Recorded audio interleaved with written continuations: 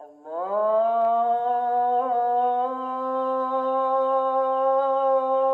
Akbar, Allahu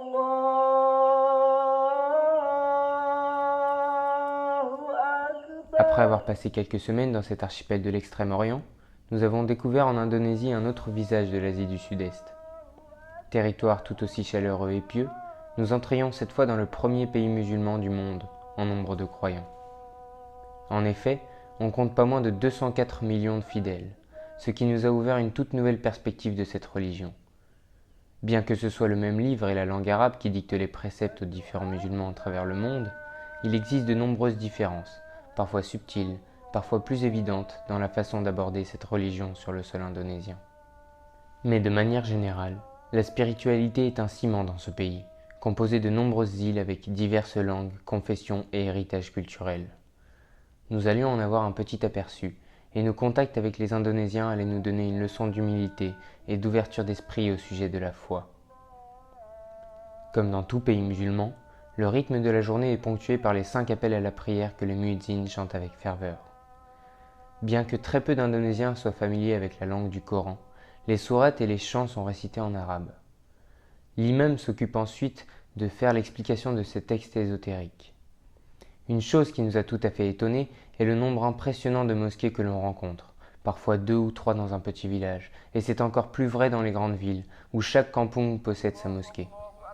Ainsi, au moment de l'appel à la prière, c'est un véritable chœur de chants qui résonne dans les rues. Nous avons également eu la chance de nous immerger dans la communauté d'un petit village de l'île de Java, où nous tombions pendant la période du Ramadan, un moment où la ferveur religieuse est souvent plus forte que le reste de l'année. Et bien que le jeûne puisse être un obstacle pour le travail de tous les jours, nous n'avons pas noté de changement flagrant dans l'organisation du rythme de vie. Les villageois continuaient de travailler leurs terres sous un soleil de plomb, avec la force calme et tranquille qui les caractérise si bien. Hayya 'alal falah.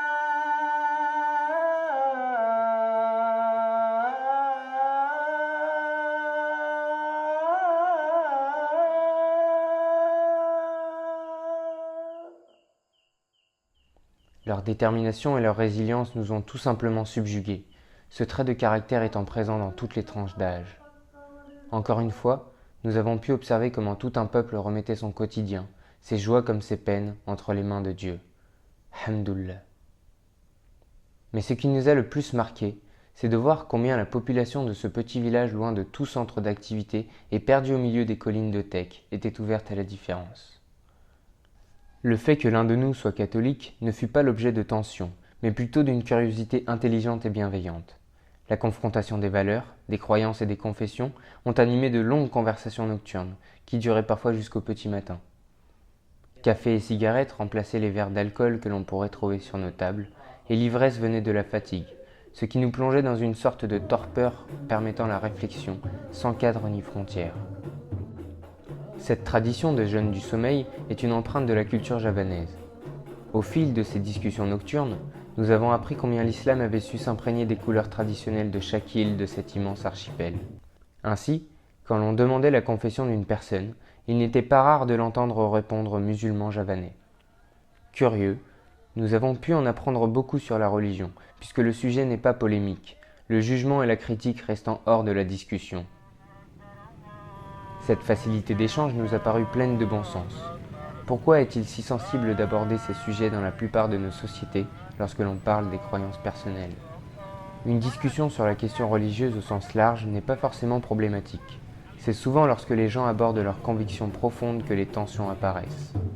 Mais dans ce pays aux 700 langues différentes où les cultures s'entremêlent, le statu quo permet d'obtenir une certaine stabilité essentielle à la survie d'une nation.